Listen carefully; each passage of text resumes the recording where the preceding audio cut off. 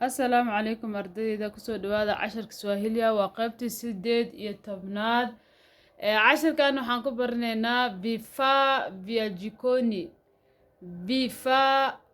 jikoni sidoo kale waxaad dhihi kartaa vyombo alaabaha ayaa dhihi kartaa labadaas magac way leedahay vifaa vya jikoni waxaa laga wadaa alaabaha laga helo jikada ayaa rabnaa magacyadooda oo Swahili inaan barno lambarka ugu horeeya waxaa waaye sufuria digsiga waaye birika jalmada ama ibrikina waa dhihi kartaa baa ka hormarin kartaa laakiin birika waxaa waaye jalmada kijiko qaando kisu waxaa waaye mindi karai ama kikanga waxaa lahaa frying pan af Soomaali magacyo badan bay leedahay laakiin waa baash ukunta lagu karsado iyo canjeelada marmarka qaarkood oo dhegta leh waa waxaa weeye fargeeto kifuniko waxaa waaye dabool kichungi waxaa waaye shahmir ama baasmir labadaba waa loo isticmaalaa mwiko waxaa waaye miikaha soorta lagu karsado ugaalida ama cuntada lagu karsado chakula waa cunto markii la leeyahay waa dhammaan cuntada noocyadeeda kala duwan mid qalalan iyo mid qoyan labadaba waa u isticmaali kartaa haddaba intaan aragna jumladihii sida loogu isticmaalo intaan qaybta kala garin tusaale ahaan oo kale midda ugu horeyso markaad jumlad ku isticmaalayso waxaad leedahay osha sufuria kidogo amara bixinaysa ama qof shaqaalaha waxaad ku leedahay dhaq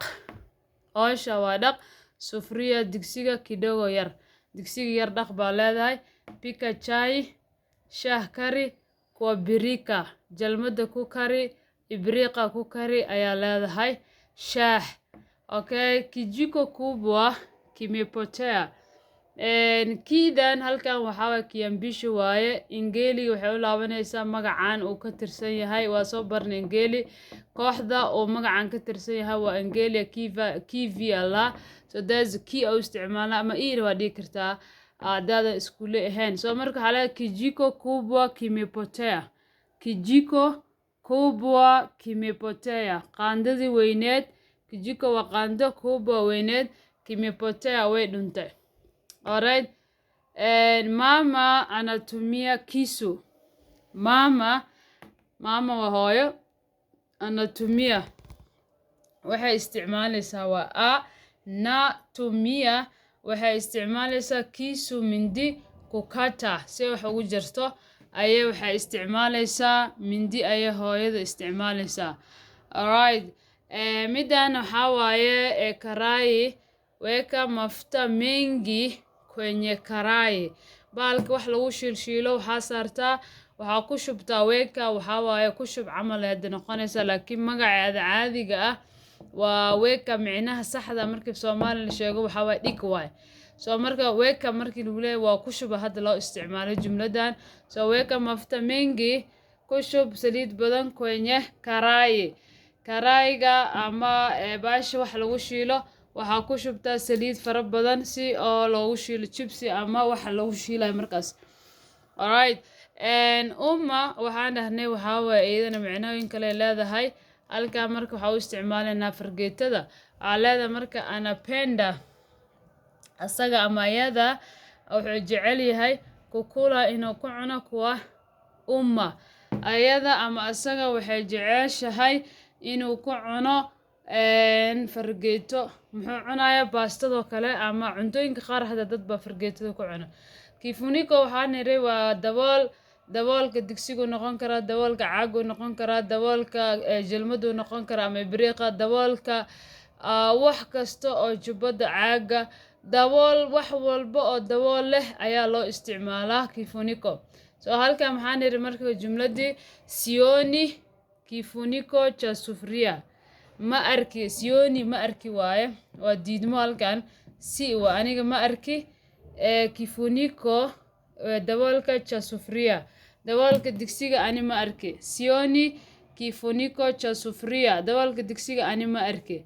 alright midan waxaa waaye kichungi halkan waxaa loo isticmaalaa shahmir baastamir wax kasta oo wax lagu miiraayo kichungi aad leedahay. So jumladii waxay noqonaysaa tumia isticmaal kichungi baasha wax lagu miirayo kuchuja si ugu miirtid chai shaha. tumia kichungi isticmaal shahmir oo hadda meeshan u isticmaaleyna maadaama shah uu ku jiro. tumia kichungi shahmir kuchuja halkan waxaa miiristi waay. chujada intaana waxay tahay miiristi kudan si loogu miiro ay noqonaysaa kitenzi jina la dhahaa waa soo barnay ama waa baran doonaa. kuchuja chai si shaha ugu miirtid isticmaal shahmir waay. Alright, miko jumladeedu waxay noqonaysaa anapika ugali. iyada waxay karinaysaa ugali soor waa miko isticmaalaysaa waa usha oo soorta lagu walaaqo. anapika ugali kwa miko waxay karinaysaa ugali soorta waxayna ku karinaysaa mika. Okay, chakula waxaan yiraahdaa waa cunto qalalan ama qoyan waa magaca guud ee cuntada. So waxaa leedahay mama anapika chakula hooyada waxay karinaysaa cunto ayaa leedahay. haddaba kuwan kale aan aragno 11 waxaa waaye firiji waxaa lahaa frinjeerka jokofuna waa lahaa iyadana freezerka waaye. sahani waa saxanka. baaquli waxaa waaye baaquliga. kikombe koobka. jagi waxaa waaye garaafaha. kabati armaajada jikada. indoo baaldiga oo biyaha lagu shubto.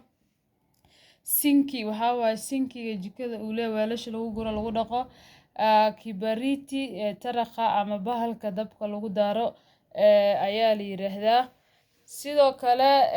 mid ugu dambeyso jiko la gesi waxaa la ama jiko waxaa cookerka ayaa la gesi marka raacisidna waa cookerka gaaska isticmaalayo ayaa la yiraahdaa. haddaba inta haddaa fahamtay macnahooda jumladihii si loogu isticmaalayo aan fiirino. midda ugu horeysa